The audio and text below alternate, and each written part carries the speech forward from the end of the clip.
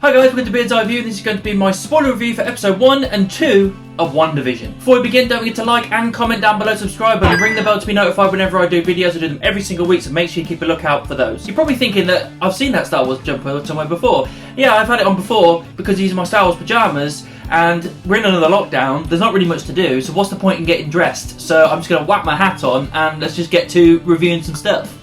I also have that now. Once again, lockdown is upon us, and once again Disney Plus has given us something to tide us by and enjoy and review and speculate all the live long day. WandaVision has come, and we get the first 2 episodes, which is surprising. I thought we'd just do one at a time like we do with Mandalorian, but no, 2 episodes to kind of kick us in, and it's dividing fans a lot. It really is, because it's not your normal kind of standard MCU stuff that we come to expect. It's very different, it's very out there, it's kind of pushing towards MCU going, right, we're going to go really weird with the next few phases, and this is how we're going to, kind of introduce you to it. And it really is weird. It's weird, but it's wonderful at the same time. The things that go on in these 2 episodes is, it doesn't really tell you much. It doesn't give you much context. It doesn't tell you whereabouts we are in the timeline. Is this when they're hiding away in Edinburgh and they're just living out this fantasy together? Is this after Endgame, where she's building this kind of world inside her head? There's a lot of rumours going around that she could be dreaming and fabricating this universe and everything, which is screwing with the kind of timeline that we know. There's a lot of stuff going on, but it's so subtle in these 2 episodes of what could be happening. But most of the time it's just like a couple of sitcom episodes. So episode 1 is kind of like 50s, and I think episode 2 is kind of like 60s, just before colour kind of comes in. So yeah, they're black and white, apart from a couple of little colour bits that kind of happen that kind of push the kind of plot forward a little bit. So let's kind of talk about episode 1 first. I do really like the way that it kind of put the episode forward. Is it is just your kind of classic kind of old school sitcom in black and white. And these guys have really acted really well with these kind of comedy chops that we haven't seen them do in the MCU yet, and I haven't seen them do it anywhere else. But they're doing this kind of comical stuff, and it works really, really well. I like the fact that they kind of play off their powers and everything as well, just really subtly and all of that, with the indestructible head and the moving of the plates and stuff like that. And I really quite like it. It's just basically the whole premise of the episode 1 is just them trying to figure out what this date is on the 23rd of August. They don't know, it's all comical, and they realise it's bringing them Vision's work colleagues to dinner, and they have a dinner and everything, and it all kind of unravels a bit. The other guy starts to choke, and she just kind of snaps into kind of serious mode and goes, save him, you know what I mean? And it was really weird, and he just like phases through and saves him from choking, and that's kind of how the episode ends. It's all kind of goofy and all over the place, but it's, like I said, there's not really much going on as far as like real context of where is this series going. It's just laying a little bit of groundwork. There's some little subtle nods here and there of what could potentially be happening. And like even like the wine bottle, I think it said M something or other, just like the House of M, alluding towards that. The writing is good. Like it leaves a lot to be desired, and like you really want to see like more happen and more kind of MCU type stuff, and really have it unravel fast, hopefully. But at the start, it's kind of just like your kind of generic kind of sitcom stuff with these subtle little references and these subtle little things to a wider thing going on. Episode 1 ends with the credits coming up and it pulling back, and someone's there was watching it on a TV screen with monitors and dials and everything. There's a book there with them writing notes, and you can see on the book and on the screen as well to the left, there is a logo, and it's the sword logo. So for anyone who doesn't know what sword is, it is basically like Space Shield. It looks like at the end of Far From Home, Nick Fury was setting it up with the scrolls, that end credit scene we see. This looks like it's going to be playing into it here, which is weird because I thought it would be going to the kind of cosmic side, but they've got some things going down on Earth as well. So it looks like potentially Wanda is going to become a big threat, and they're monitoring her, or they're maybe trying to save her, I don't know. So yeah, I like the fact that they've kind of got that in there, and that's how the episode ends. And again, you're looking at it going, what is going on? And you've got to speculate. It's a real speculatory kind of episode, as is the second one, really. Because you're looking there going, well, this could be happening, but then that could be happening. It could be that they're doing it this way, or they're doing it that way. They've done it so subtly that you generally don't know yet. You've just got to speculate and have your best guess until later episodes when it starts to unravel and become clear. So episode 2 is, kind of much like the first episode. We do get like little bits of colour in there. At one point she goes out into the garden and sees this red helicopter toy sword logos on there as well. It's kind of like pushing into the, like, where's the real reality coming into it and everything. You can kind of tell that Wanda is in control of sorts, or it's definitely her world that she's building. So it kind of alludes to more that maybe it's after Endgame, so Vision is dead. He's gone, it's just that she's fabricating his existence. And the whole thing is about them doing like a magic show for the town and everything, and getting into like to the right crowds and everything. I like the fact that the Mind Stone was on the cabinet, the disappearing cabinet. That was quite a cool little nod and reference. Vision, like, obviously doesn't eat food, obviously, because he's an android, and he accidentally swallows chewing gum. That sends him kind of all over the place and like drunk. And again, like, Paul Bettany's kind of acting chops here of being this comedic actor and being silly.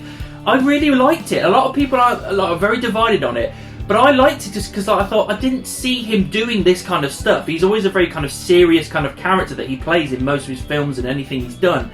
So to see him being this kind of goofy character in a sitcom kind of old school thing, I actually really enjoyed it. It shows that he's got like even more depth than I already knew that he had. I do like the intro in this one as well, because it's a different intro for each decade by the looks of it, and it's very like, I think it was Bewitched or something like that, I can't remember what it's called, cartoon kind of intro, very Jetsons looking kind of thing.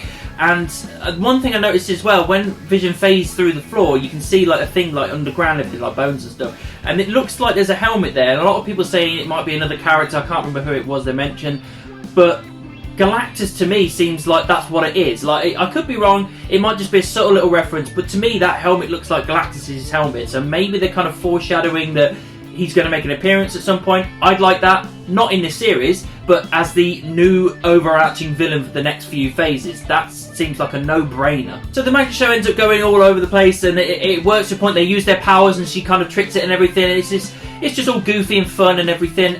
But the real kind of interesting stuff happens at the end of this episode, where they get back home, it's all happy and everything, then suddenly she's pregnant. She's kind of willed her pregnancy into existence here, because obviously they can't have kids on conventional methods, obviously he's an android, but she's willed it into existence. And then they go outside, and this kind of beekeeper comes out of the drain and looks at them with the sword logo on the back and everything, kind of looks maybe a nod to the AIM kind of like henchman that you see in the comics.